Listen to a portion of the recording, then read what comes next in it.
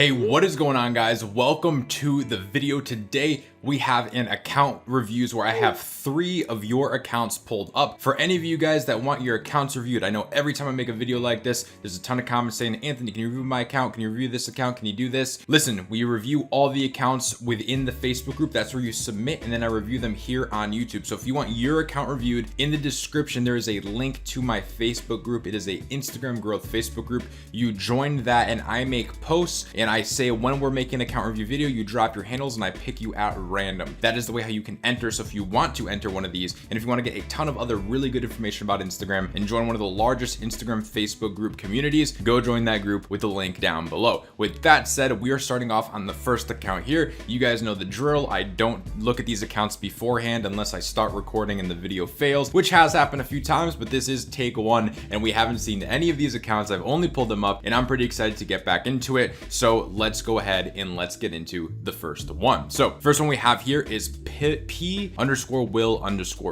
Now, I'm not the biggest fan of this name. I think it's such a short name with so many underscores, and I think there's definitely room for improvement, but that's good. When I see things that are flawed or anything like that, all that means is it's not that anything's being done bad or that you messed up. It simply means that there's room for improvement, and if there's room for improvement, then that means that there's room for you to do better. There's room for you to gain more followers, to make more money, all types of things. So the first thing I would do, just based off name, maybe make this your personal brand. Maybe make this your first and last name, because P will fit. I mean, that could be a personal brand. It could be a viral page. It could be so many different things. And I would really, the name could get cleaned up very well. Profile picture looks all right to me. A little dark, but that's probably what you're going for. So profile picture looks good. I see you running stories and I see you have pinned stories. We'll go through that in a bit. The first thing that's catching my attention is the bio. So we have aspiring fit dad, fatherhood, MJWMEJ. I honestly don't know what those acronyms are. VPX at Bang Energy. Well, 25. Oh, so it looks like you're sponsored by Bang, maybe. Fitness hype, influencer, model, California. This is too long. Okay, so for a bio, you want to do something what I call the 3 W's, and mainly the 3 W's are just the main points you want to incorporate into your bio. Who are you? What do you do? What value do you provide? Why should people follow you? Those are the questions that people are having when they're coming to your profile, and that's what you want to answer on your bio. Who are you and what do you do? What value do you provide? Why should people follow you? Okay. Right now it looks too mixed up. It's too much. You're into fitness. You're a personal trainer. You're sponsored by Bang. You're a model. You live in California. And you're into fatherhood. It's too much. I don't really like, your niche is fitness, but it's wrapping so many other things into it. If we go into the content, we can see it definitely looks like it's fitness and fatherhood for sure.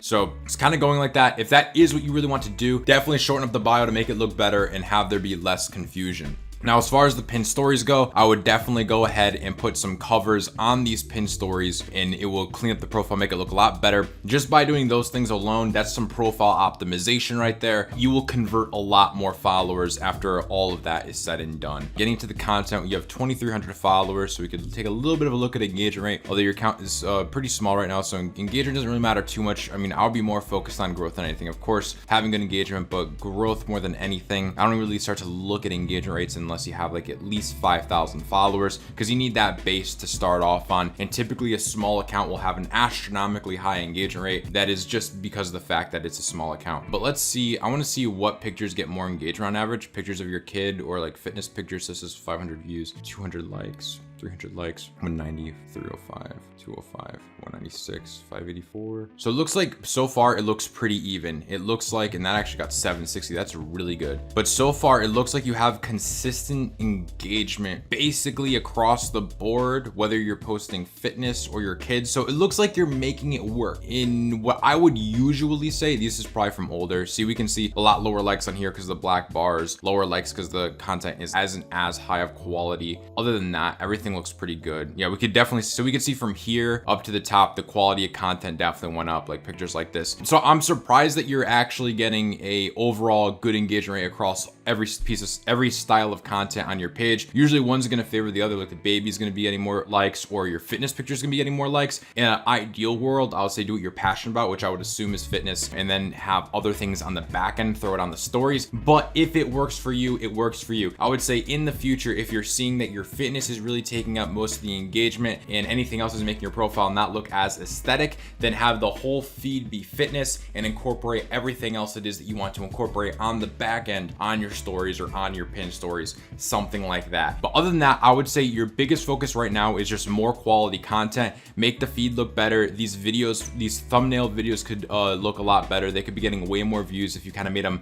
Clickbait is a bad word, but for Instagram, you do need to have some sort of clickbait or basically good angles, good quality. I would keep bringing up more quality content like this, high quality content that's going to engage good. Do more videos, educational or entertaining style videos, whatever it is that you're best at, and get the feed pumped up with that really good content. And then you could literally grow straight up either doing like fitness giveaways. You can give away a fitness ebook, or if that's too much, you don't want to create a product or anything like that, shout outs for sure. You could also use a software like Social Info. Do your hashtag research is probably the base you should start off on. Always know your hashtags, always know your hashtag research. Hashtags are such a gold mine these days. They used to not work as well, but anybody who's growing accounts right now knows hashtags are on a serious come up right now, and you could easily get 10,000, 20,000, 30,000 extra viewers just based off of hashtags. So having something like Social Info to do all your hashtag research, stuff like that, is going to work out phenomenal for you. I'll leave a link to that in the description. And then from there, it's just scaling up, which you could do, like I said, with giveaways, with shout outs, with anything like that. But other than that, page looks good. Take those tips and you will be set. And we are going on to the next one. So this one is called Style Your Day Studio. So we're going to go ahead. We're going to start taking a look at this.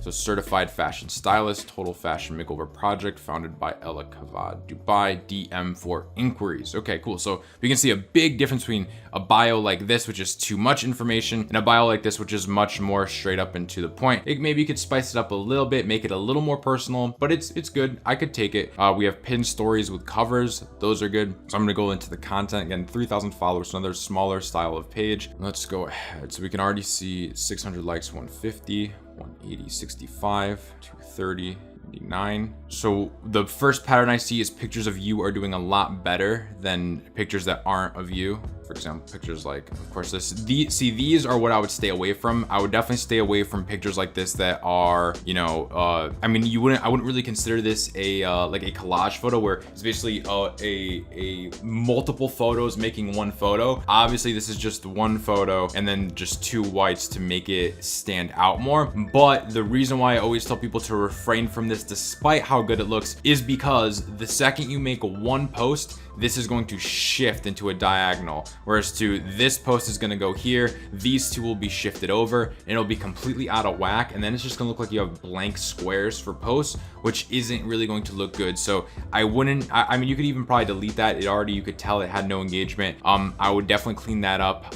You could keep this. If you want to have a pattern, like having something like that, you could have a pattern like that, but it would be something like this, where we can see it's a purple themed color, and then you have like one white in the middle, but then here is purple again, and then up here you'd have another white in the middle with purple all around. You can do patterns like that. You can make patterns like that work and still maintain good engagement, which it seems like you're doing the further down I scroll. I don't think I saw this pattern on the way up here. Let me just take a look. Okay, so that is still the pattern. Okay, so we can see the pattern to your Instagram. That's good. The only thing I would stay away from is stock images like this, unless you took this image. Stock images like this usually perform really bad on Instagram because they're not really eye-catchy. They're not really anything. I could see why you wanted to use it. It looks like you're trying to fit this scheme. I'm seeing pink, I'm seeing purples and the whites, so I understand why. However, I think filling the feed with more quality content over just getting a piece of content to make it look good is always going to perform overall more better, even if it means posting less. I truly believe that you should, if you can't make quality content every day, post less so that you can make quality content as much as you can.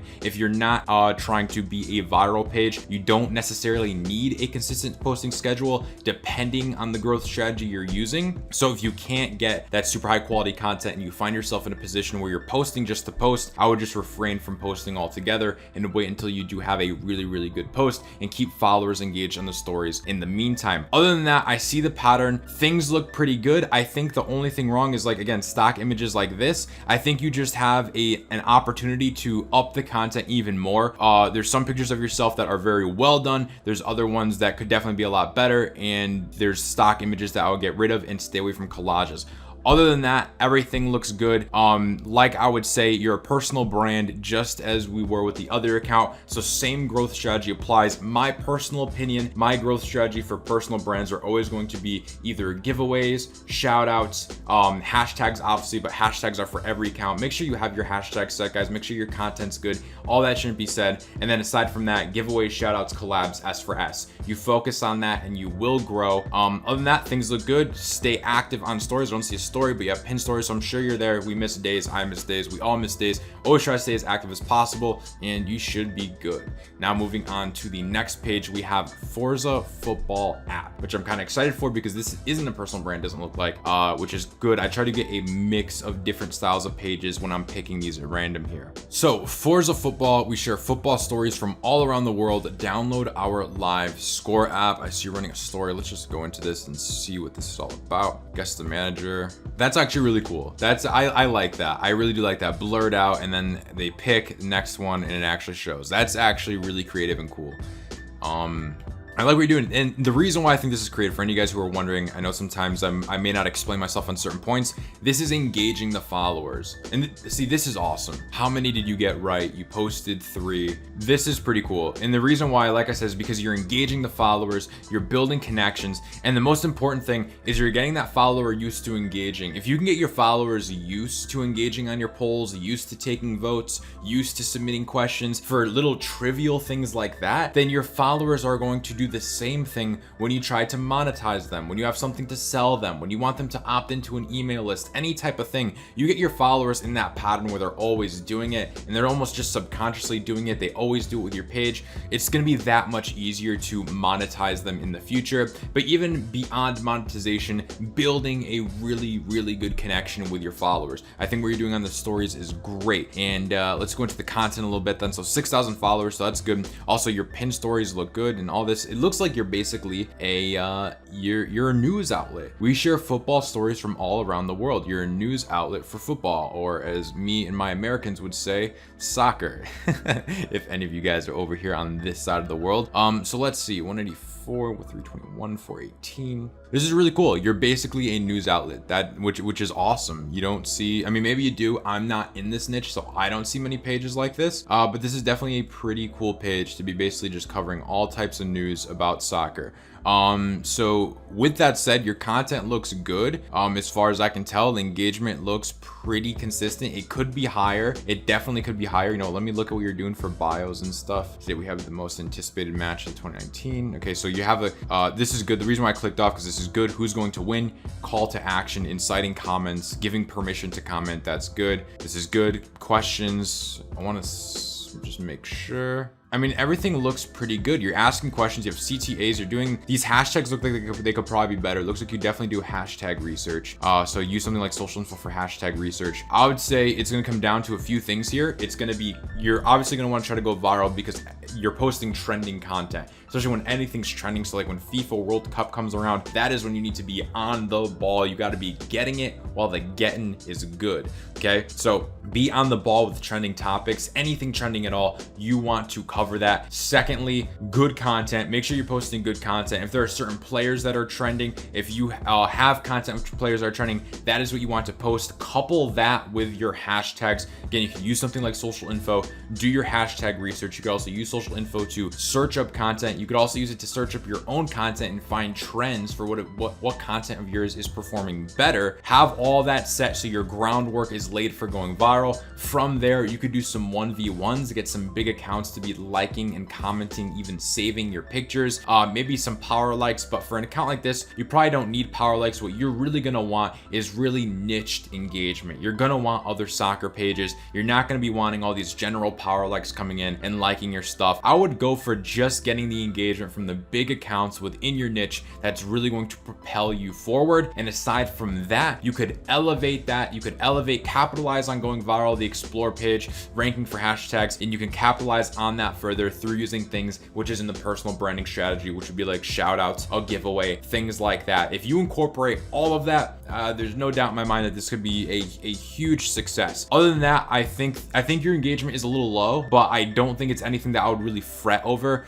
It just seems a little low for sure, especially in the comments. But then I see like this 274 and 24 comments, but then here 2 comments, 8 comments, and sometimes we have like 1, 2 comments. So I think you need to find what content performs best for you and post more of that content. Look at the content you're posting and look at how you're structuring the content that does get more comments, that does get more engagement, and try to replicate that as much as possible. If you focus on that and then you focus on growth strategy after, you're going to be much better off in the long run. Guys, I know, and this goes to everybody, not just you, but everybody listening to this video before we close it up. I know it's easy to get caught up in just growth, just tomorrow's growth, getting tomorrow's next follower. Lay your foundation first. Set a good foundation first and then worry about growth. Profile optimization, converting followers, having a good profile, having a good content will lead to growing a massive Instagram, of course, with the right growth strategy. All that stuff alone will not get you a massive Instagram, but that stuff is needed before you do the growth strategies. Otherwise, you will be gaining followers, you will be doing growth, but you're not going to be getting at the rate that you could be growing. With all that said, guys, I hope you enjoyed this video. If you did, go ahead and drop it a like. A like helps me out so much. It also lets me know that you guys enjoy watching this series, and I will continue to keep on doing it. Leave a comment down below. For those of you who don't know, if you're still here with me, God bless you. If you leave a comment, you are entered to win in a one-on-one consulting call with me, where we go over your Instagram page one-on-one, look at it, break it down, and give you a strategy. All you have to do is like this video, comment on the video, and I announce the winners on my Instagram story. So make sure you're following me on Instagram, so when I announce you, if you win, you see. We've had a few winners that haven't even emailed me because they just haven't seen. So make sure you're following the Instagram. Keep grinding, keep hustling. I'll see you all on the next one.